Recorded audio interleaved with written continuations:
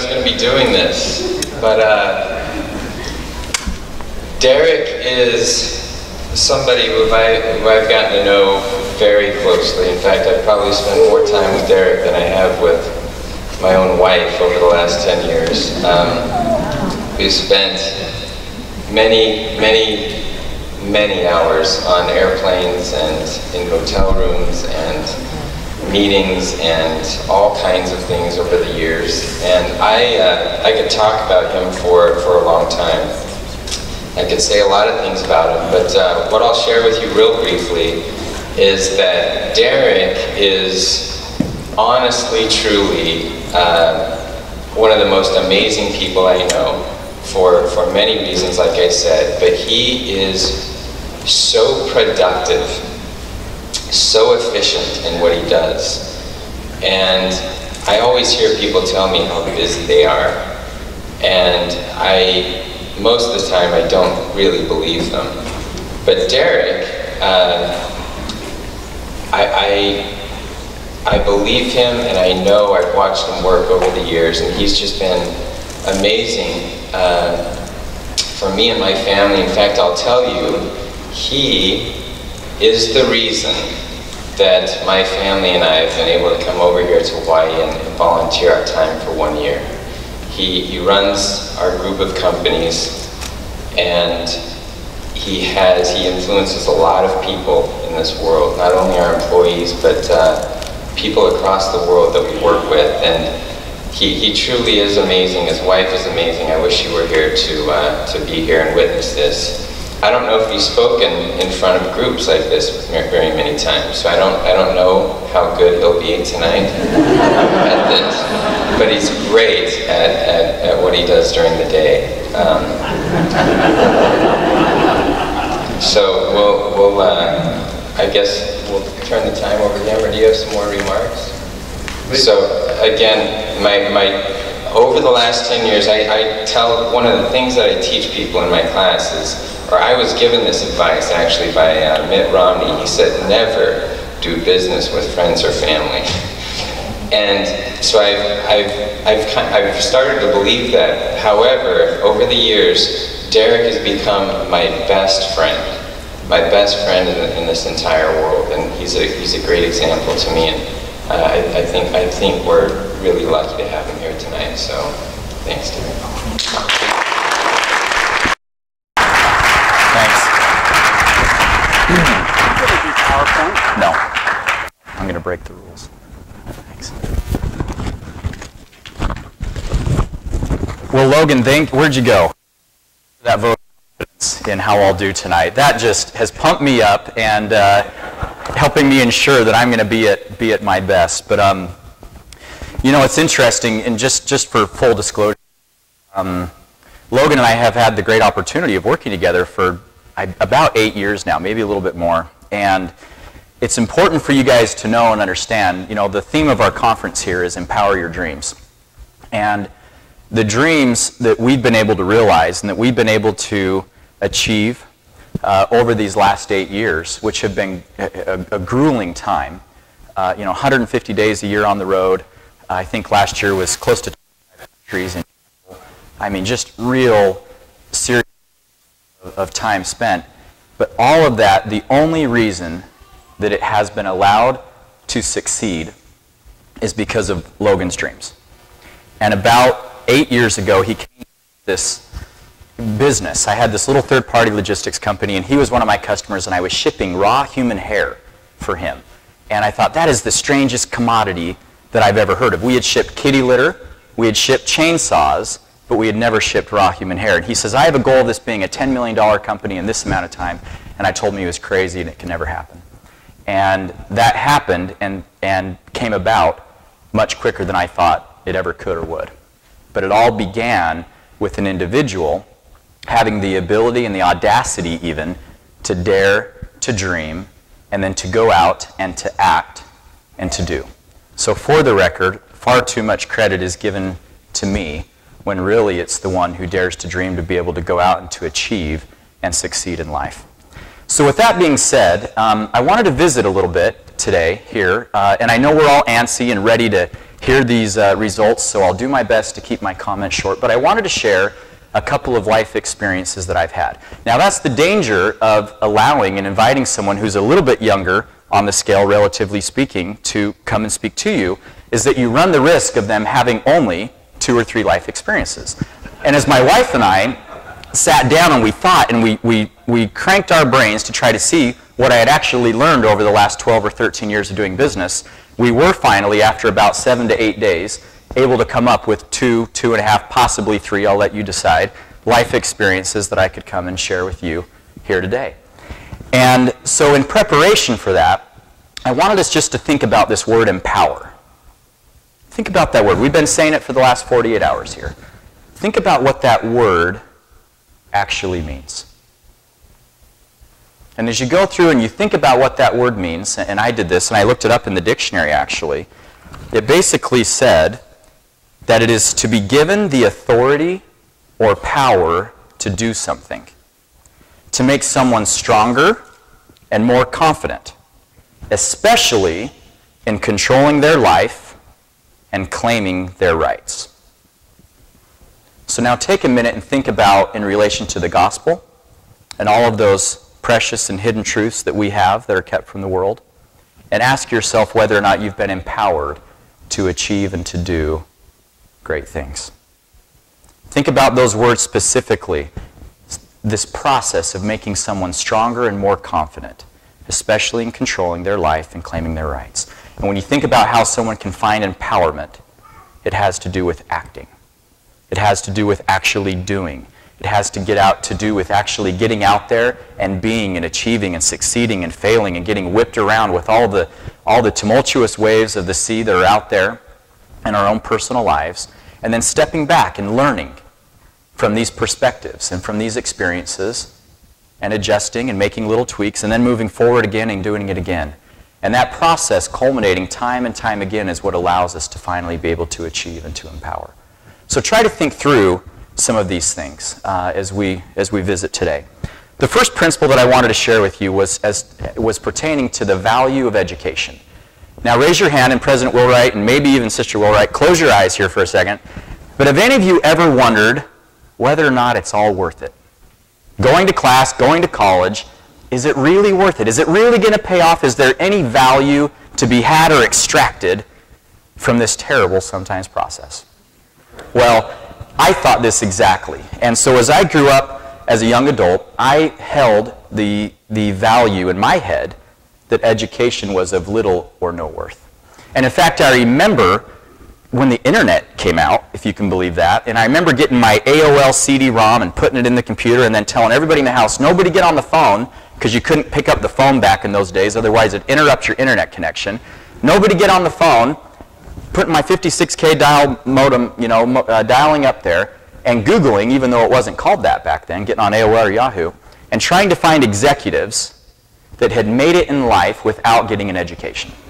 And I found a list, and it was plenty, and I tried to learn from that, and I went around banging my chest saying, I'm going to do that, and I'm going to go out, and I won't go to school, and I'm going to be successful.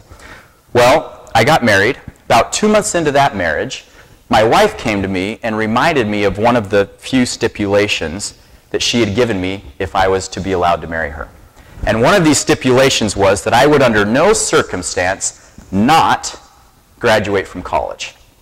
And, I kind of thought she was kidding when we got married. But again, after 60 days of living in the same house, I learned that that absolutely wasn't true. So I went to the internet again, and I began to look in every way and aspect, shape, or form that I could to try to create the perfect win-win situation. Have you been taught that here in business school, to try to create a win-win situation? So I took to the Googling again, if you will, and I actually found for $500 where I could go out and buy a bachelor's degree. $500, that was it. And in fact, for an extra $49.95, I could graduate cum laude. Okay? So for $549.95, this was a heck of a deal. I mean, this was a deal.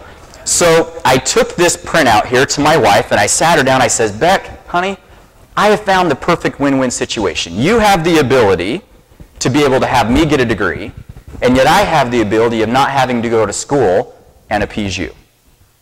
Now, you can think through again how well that might have gone over. And sure enough, 60 days later, I found myself dutifully enrolled at Weber State University, taking my gen ed courses. So as I began to work through this process, and I went to school, and it took me 7 years, by the way, to get a 4-year degree. Some people were becoming doctors in that 7 years worth of time that I spent at Weber State just trying to get my little degree. But as I went through this process and I hammered through, I noticed that something very minute and little began to change within inside of me. And in fact, it began to change and have such an effect that when I had about 2 months or so left, I had this strong realization that I even needed to go on further beyond that and attend graduate school, and so we went and we did that. And that something inside of me that was changing was a realization that education was not so much what was going on around us, but it was had more to do with what was going on inside of me. Now, we just had this panel discussion a few minutes ago that some of you were here to hear, and one of the questions was asked, basically, what's the value of education and what important part does it play or not play? And here were the answers from the 4 panelists. Brother Steve Little said that the detailed and meticulous time that he spent in fact, this may have been Brother Fuller, I apologize. We'll give you both credit for this. But the detailed and meticulous time spent in medical school, he was then able to apply that to the field of development. Okay? And he said, absolutely go and become a doctor or a nurse or a dentist or what have you first. Sister Linton, take advantage of every single opportunity that you have.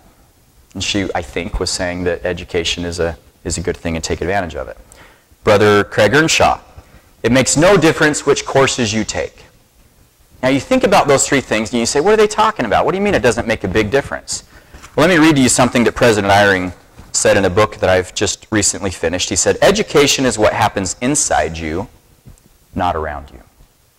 So I would put forward to you, after my own escapade of feeling that education held little to no value, and then trying to learn a great lesson at the end, that education is the means that will increase your capacity. Now think about that. As one's capacity increases, it increases one's abilities. As one's abilities increase, it increases your options. As one's options increase, that translates into opportunities. And he or she who has the most opportunities and options usually does okay in life. So I can promise you, after having gone through it, that education can hold a lot of value. But it's up to you. If you work and you put everything that you have into it and you attend the classes and even though you've got some senile professor and he's giving you busy work and he's doing things that are difficult, if you put a lot into it, I can promise you that you'll get a lot out of it. Now if you don't and you put half into it or a quarter into it or a third into it of your effort, you'll get about that much out of it. So the first life lesson is that the value of education is high. And remember what President Eyring said, that education is what happens inside you, not around you. Life lesson number 2, don't trade the long-term reward for a short-term gain. About 3 or 4 days home from my mission, I found myself in a place of business in Bountiful, Utah, unknowingly talking to a business owner. And this business owner offered me a job right there on the spot. And this job, believe it or not, paid more money than I thought I would ever make in my life at that time. And I went home excitedly to my parents and I says, Mom and Dad, this must be, from Heavenly Father for serving a good mission. I mean, this is an incredible job opportunity. And I explained it to my dad. And my dad, in somewhat similar fashion to my wife in forcing me to go to school, kind of suggested and forced me almost, if you will, not to take this job. And so in fact, a week later, I found myself working for him, making $8 an hour, selling electrical components to electrical distributors along the Wasatch Front. And so we went through this process, and again, making no money, newly married. In fact, it was so little, my wife and I lived in a barn, a real barn in the west side of Bountiful, Utah. The ceilings were curved and pitched. If you walked too close to the edge, you'd hit your head. If you opened up the door, all those lovely smells that Brother Bo Porter has to deal with in Idaho would come filtering in through the windows. And I mean, this was a real deal barn because that's all that $8 would buy. But I again began to learn a great lesson, thankfully, because someone else helped me to see it. And I never knew what could be learned by making so little. So instead of working for this one company and making a lot of money, which, by the way, what my dad knew is that today, had I still been at that company, I'd be making the same amount, but I would be doing the same set of activities over and over and over and not have the ability to expand, not have the ability to learn, not have the ability to understand and learn great lessons that have to do with business and life. And so instead, I began to learn how to cold call, began to learn how to mark up products, began to learn what discounts and multipliers were in terms. We then started a little public warehousing company. I learned how to hire people and how to fire people and how to deal with the hard things that we as human beings bring. And I began to learn to understand P&L sheets and balance sheets and cash flow statements and all of that stuff that comes with it. And that never would have come had I traded a short-term reward for a long-term gain or vice versa. So again, I would put forward to you, don't trade a long-term reward for a short-term gain. Don't be too worried about what job is next or what it pays or what this class is going to do for you or not. Instead, look for opportunities that cultivate real learning and the expanding of one's abilities. Lesson number 3, be willing to do the hard things. Occasionally, I've been asked, I have the opportunity of teaching a class at LDS Business College in Salt Lake City. And occasionally the question comes up, what is the secret to success? Now, this question has always been the million-dollar question. And in fact, today it might even be the billion-dollar question because it's compounded over time and nobody's really been able to figure it out per se. And there's been a lot of books written. And some people say, well, neutralize your competitors' threats and create the perfect company that nobody can duplicate, make it valuable and make it rare and nobody can knock it off, and create the organizational strength that you need to be able to execute. Well, if I was forced to narrow this down into one sentence as to what provided for real success to occur, whether it's in church life, home life, personal life, or your business, it would be this. Be willing to do what others are not. Be willing to do the hard things. So think about that. Be willing to do things that others are not, and be willing to do the hard things. Now, that doesn't mean take shortcuts. I believe emphatically that there is black and white in business. The color gray does not exist. If it's in question, you choose the right way because you will be blessed and endowed from on high repeatedly for taking that safe road. So what I'm talking here of being willing to do the things that are hard that others aren't willing to do is literally that. The extra time and the extra successes and incomes and things that begin to come in life are by doing those things that are difficult. Think about President Monson. This is never talked about. It's not in his biographies. But think about and go home and look when he went and got his MBA. It wasn't before he was called as a bishop or a stake president or even as an apostle. After he's called as an apostle, he then goes out and he gets that MBA. And there's a myriad of lessons to be learned here as to why. He's already made it, quote unquote. He's successful, quote unquote. So what prompts President Monson to go out and to get an MBA? Boy, that would be difficult. Serving as an apostle, think of those time constraints. I have an apostle that lives in our ward. He's hardly there. He's 90 years old. He's traveling the world. How do you go and get an MBA on top of that? Well, it can be done. It's doing those things that are hard and that are difficult and are trying. Now, I wasn't going to share this, but I went home to my little condo that I've got down here that I rented as we came here. And for whatever reason, really on my mind, came into my mind a certain scripture. It's in the 117th section of the Doctrine and Covenants. And there is a wonderful story that is not well known that is told here. And it's told of a man by the name of Oliver Granger. And Oliver Granger was given a task that was darn near impossible. And in fact, people knew that it was impossible before he was given it. The first presidency asked Oliver Granger to stay behind in Kirtland, Ohio, and to try to sell off all of the properties basically to the mobs that the church had in their possession still. Now think about it. The mobs weren't coming and saying, hey, Mr. Granger, knock on your door. Here's an offering, and I'm going to slide across the napkin like Nick Greer was talking to us about earlier, and make you an offer on your property. They were coming in with tar and feather and all sorts of other hard and scary things and just taking over that property. But he was given this task by the first presidency, and he was sent out to try to go and do this impossible task.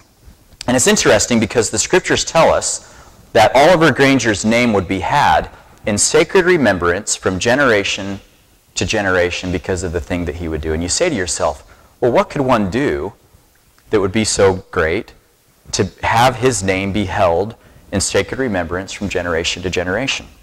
And so the scripture basically says, therefore let him contend earnestly for the redemption of the first presidency of my church, saith the Lord, and when, this is an interesting word, and when he falls, he shall rise again. Think about that. The Lord knew that by giving this task to Oliver Granger that he wouldn't necessarily be successful in the eyes of the world. But he was still given this task. Why? Why does God do that for us? What is he trying to teach us? What is he wanting us to know? So again, when he falls, he shall rise again. And then this sentence, for his sacrifice shall be more sacred unto me than his increase. His sacrifice shall be more sacred unto me than his increase. You think about that word sacrifice. You think about what it requires. It's doing the things that are hard. It's doing the things that are difficult. It's doing the things that a lot of people aren't willing to do. And there's something that happens in the soul as we go and we sacrifice and we do these hard things. And what begins to happen is that our souls are changed. And that's really what we're in the business of.